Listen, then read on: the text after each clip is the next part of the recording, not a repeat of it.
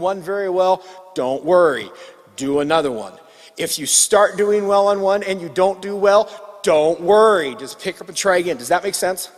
I'm not trying to simplify this into 2 or 3 easy steps. I'm trying to say, as a general concept, this is how you work your way through a crisis. Is that fair? All right, good. Here's the first thing. Number 1, don't panic. Now, when you come right in the middle of a crisis, you might panic for a little while. Don't worry. But because here's the reason. And I alluded to this a little bit earlier. When you come in the middle of a situation, a crisis, our job is to sow abundant life, correct? The enemy has already sown and reaped abundant death. So we're already behind. So go back to the waterfall analogy. Somebody might have been 20 miles away from the waterfall. They have a tragedy. All of a sudden, they're 5 miles from the waterfall. We're already behind. Does that make sense? I really want you to get this. But don't panic. The power in your praying is in your peace. Teresa, you agree? The power in your praying is in your peace.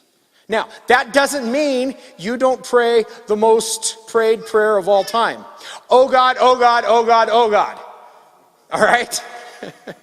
That doesn't mean you may not have a moment or two of saying, Jesus, help.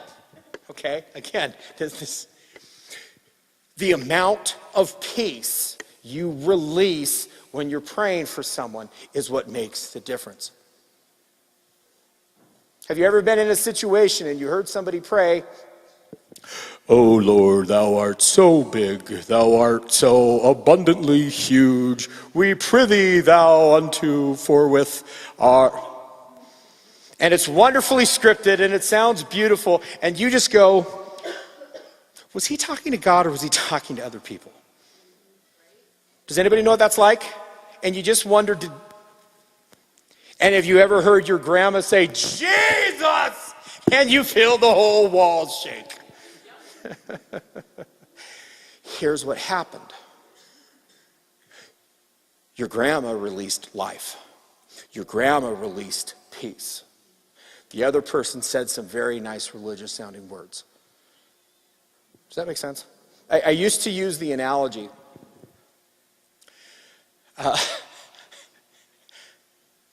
Britney Spears, see, this tells you how old this analogy was, because Britney Spears was popular then. Britney Spears, when she fills out her tax form, she writes down, "I am a female singer," in her tax forms. Aretha Franklin, when Aretha Franklin fills out her tax forms, she writes down, "I am a female singer." Would you agree with me? Britney Spears and Aretha Franklin are nowhere in the same category, right? And how does this apply to prayer? I've seen a lot of Christians who pray like Britney Spears. And I've heard very few Christians who, when they pray, sound like Aretha. Do you see the difference? Life is released, as opposed to just being impressive and cute. Yes?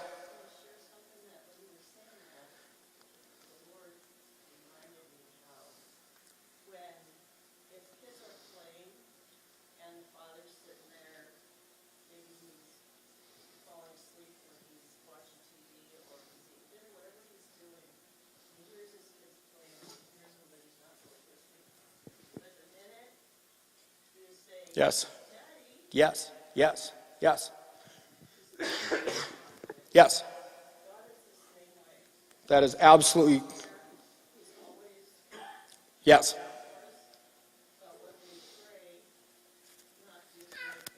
Yes. Yes. Yes. Exactly. Yeah. How many of you know what it's like when you hear a cry from your kid and you know that's not a normal cry? I mean, I don't even have to explain that when you know exactly. Thank you. Okay, so let's go on that, because here's the second half of it. Ready? You can only calm the storm you can sleep through. Jesus on the boat. What are the disciples doing? Panicking. Lord, don't you care that we're going to drown? What is Jesus doing?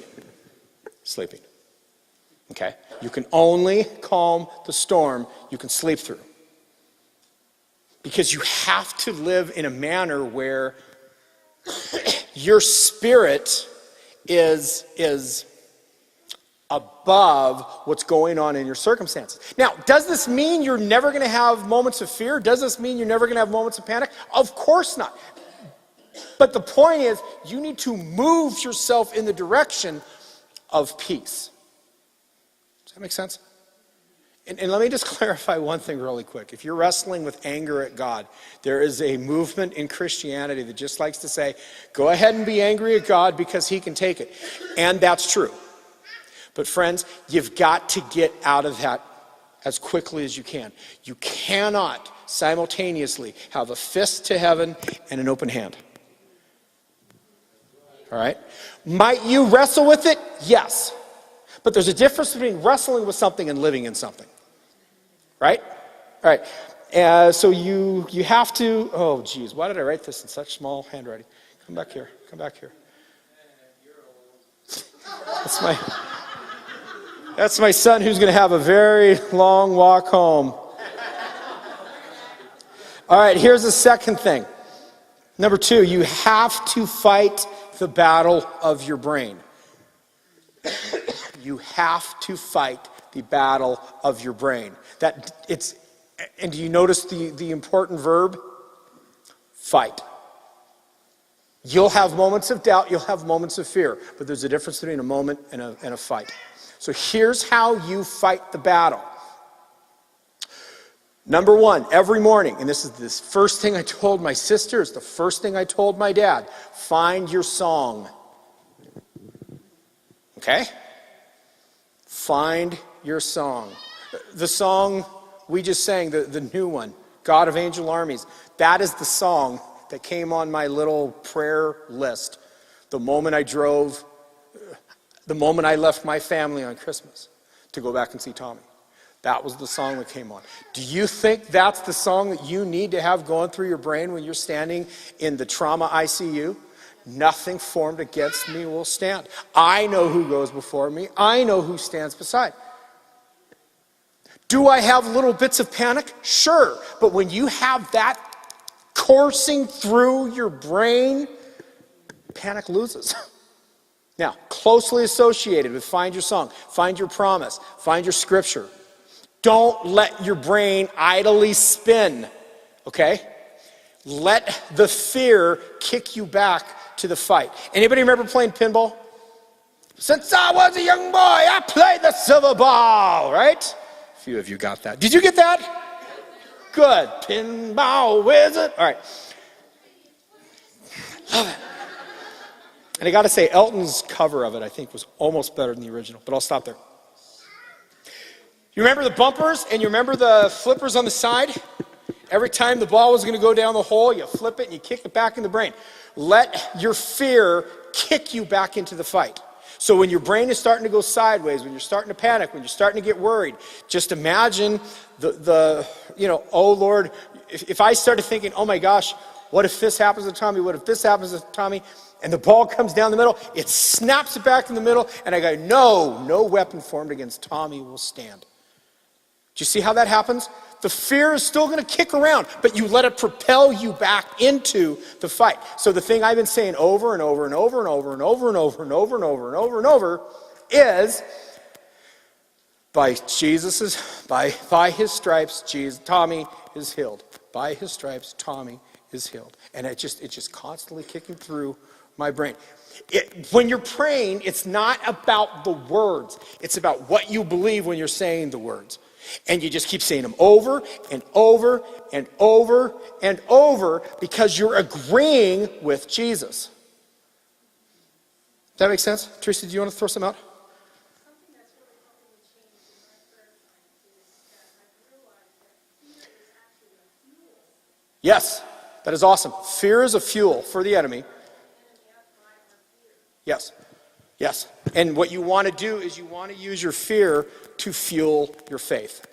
The greatest thing you're ever going to learn is how to turn worry into worship and turn worry into intercession. So that every time the enemy tries to attack you with worry, you just turn it into prayer. You take the very words. So let's say you have financial problems kicking around your brain. Come on, phone, don't do this to me. You've got financial things kicking around your brain. Every time it kicks up, you say, Lord, I thank you that you've already met my financial needs. Every time the fear kicks in, you kick it right back in the face. All right, good. Number 3. Everybody say number 3. Stop your life, and right underneath it, write structure your life. Stop your life. Listen.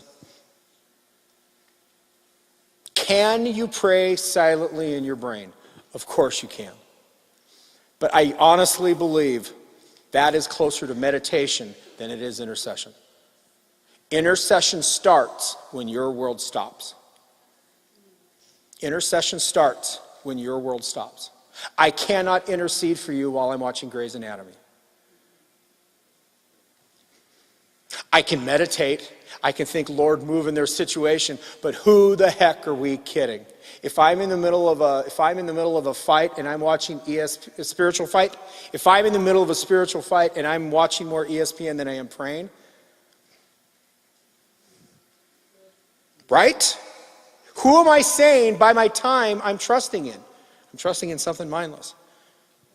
Now, here's the great thing. When you stop your world, you can steal time later. If you take a section of time where you do nothing but pray, it flows over into other things. So I can start by praying, and then if I'm starting to vacuum, guess what happens? I haven't stopped praying. So let me just give you an example. On Friday, I kind of took a day off and I took a prayer drive. So this is structure your life. So that stopped life. Here's how I structured my life. I knew if I just stayed at home, I would probably get distracted and I would do something else. So I prayed for about 45 minutes in the morning. And then I got in my car and I drove out to Liberty Lake. And I had worship music going. And then while I'm driving, every line of the worship song is fueling something that I'm praying. So we sang Hungry. Hungry, I come to you because I know you'll satisfy. And so while I'm hearing this and I'm kind of worshiping, I'm saying, Lord, I am hungry for a spiritual breakthrough. I'm hungry for a physical breakthrough in Tommy's life. I'm falling on my knees, offering all of me. I say, Lord, I, for Tommy, am falling on my knees, believing you're going to break through in the situation. Does that make sense? And so I use, in this case, worship music to kind of fuel my prayer time. And so I just drove out to Liberty Lake. I had lunch. I read the scriptures. I read a book, got back in my car, drove out to Coeur d'Alene, praying the whole way. And then when I got to Hayden Lake, stopped for a little bit, got back in my car, drove back, stopped for a little bit, drove back. I probably prayed for 3 hours. Okay. Was it hard? No. No. Not even the easiest thing I could do. Sometimes I'll do a prayer walk. I'll go and I'll just walk for a half an hour in one direction because I know if I don't, I won't go that far. But I know I'm just going to pray all the way out and I'm going to pray all the way back. Do you see how I structured my life to fit prayer? Sometimes I'll get in the shower. Shower is a great place to pray because you're in a different environment. I mean, is there anything greater than stepping in a hot shower in a cold morning? Well, it's the same thing with like why we worship. The environment changes. So if I know I need to pray, I say, you know what, I'm going to go take a bath. In fact, perfect example, yesterday, I heard from a friend about another friend I was at the gym, who's battling cancer and not doing very well. And so I just said, okay, I knew I had extra time, so I just went and I sat in the hot tub, because that's where I pray at the gym. It's true. And every time I get in the hot tub, I say, yes, Lord, right? But 15 minutes, I didn't do anything but pray for this friend of mine. Do you see how I put little structures in my life? Every time I get in my car and I start to pray, I say, Lord, this is my mobile prayer sanctuary. Okay? Let me give you one other little tip. If you journal, write out what you want to pray. Feel free to edit it. And then you just read it over and over and over. The value is not in the repetition. The value is in keeping your spirit open, releasing the peace. Okay? Jesus, it's not about the words being repeated. It's about me saying, Lord, I'm doing nothing for half an hour, but I'm going to pray. Your kingdom come, your will be done in Tommy's life as it is in heaven. Your kingdom come, your will be done in Tommy's life as it is in heaven. Does that make sense? I'm using my willpower to choose the power of God. That was far more profound than your reaction. I'm using my willpower to release the power of God. Amen? All right, and I think I have one more somewhere here. Okay, get to gratitude as quickly as you can. Now, again, this might be a tough one because you're going, how can I be grateful for this disease?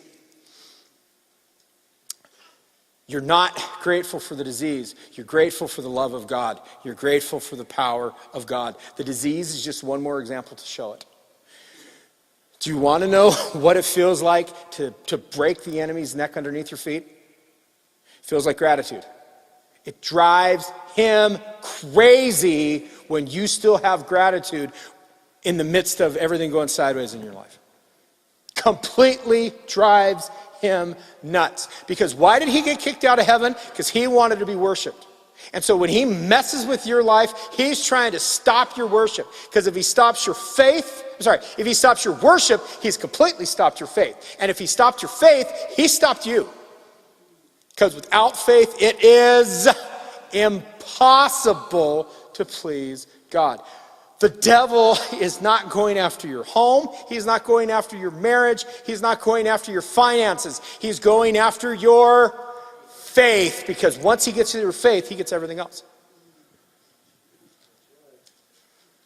Is my brother fighting for his life? He absolutely is. But you know what else? The enemy's fighting for my faith. Because he knows if he gets my faith, it's going to mess you guys up. It's going to mess my family up. It's going to mess my job up. It's going to mess everything up. But when I am able to say, Lord, I am grateful that my brother is not dead. I am grateful that in the midst of everything, he was able to get the medical help he can. I am grateful he's breathing on his own. And then I go in advance. And I'm grateful that he's going to walk on his own. And I'm grateful he's going to be back to Special Olympics. And I'm grateful he's going to do even better than he did before. See, that's the kind of thing that breaks the enemy's neck underneath your feet. Does that make sense? And the more that you can do all of the above out loud, the better. Again, can you do all this in your mind? Yes. But I got to tell you something, folks. If your praying doesn't move you, why do you think it moves God? I'll wait. If your praying doesn't move you, why do you think it moves God? Is that fair? All right. I'm going to conclude with this. Everything I just told you is absolutely true, with one exception. One thing I haven't told you. All of the above that I mentioned, I do with my prayer language. Okay? If you have been blessed by anything in my ministry, if you've liked any analogy I have ever done, if you have ever liked any spiritual truth I've brought to the surface, it is because of the hours a day I pray in my prayer language. Okay? Now, I'm going to clarify a couple things, because I've been studying this subject for 35 years when I first received my prayer language. I'm not the smartest guy you're ever going to meet, but I'm an exceptional researcher. Okay? And I've been studying this for 35 years. Paul says in Romans chapter 8, he says, and the Spirit groans in our weakness, because the Spirit intercedes. And then the translation is incorrect most places.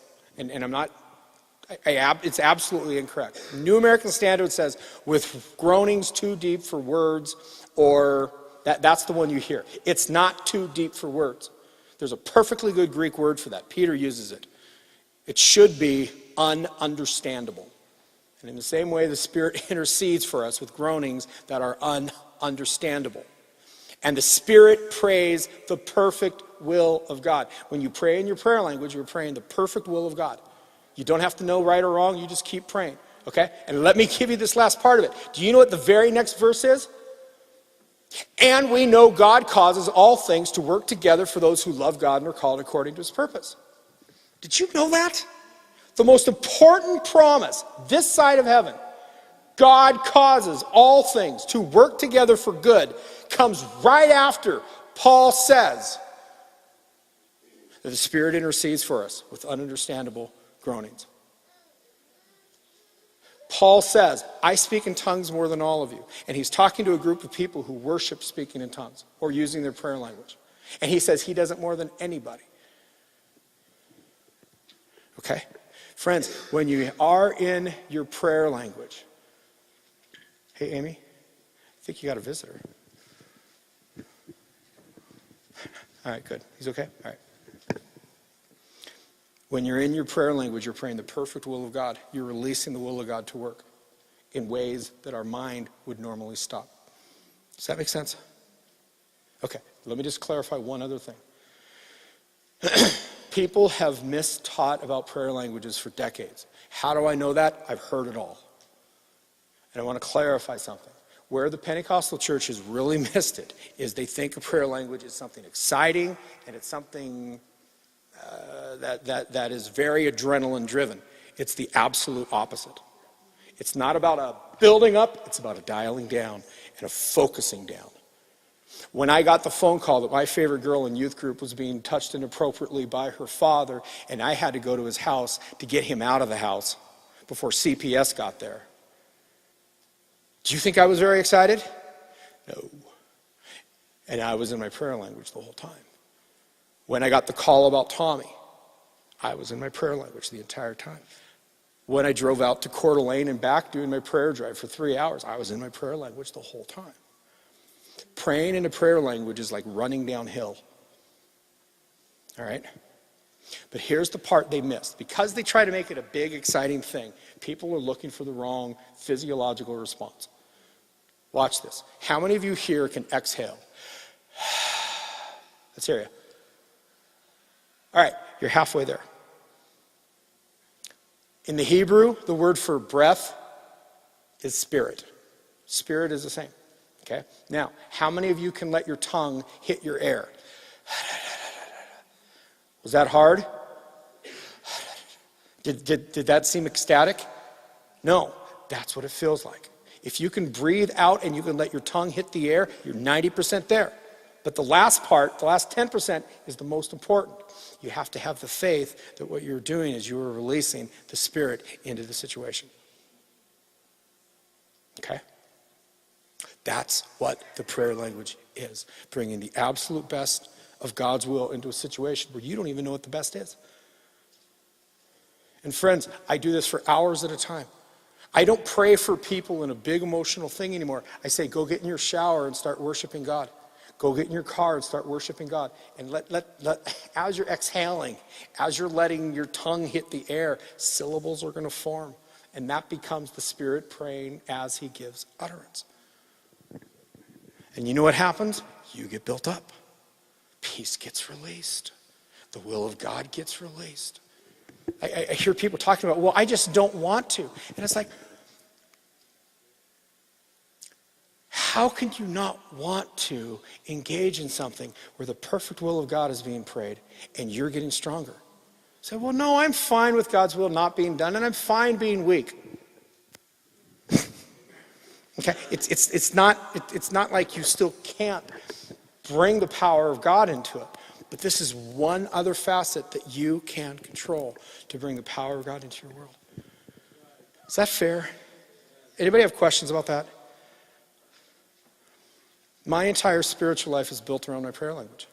That analogy about the river and the Waterfall, that came after my prayer language. I speak mysteries to God. He releases prophecy into me. All right, has this been helpful? Yes.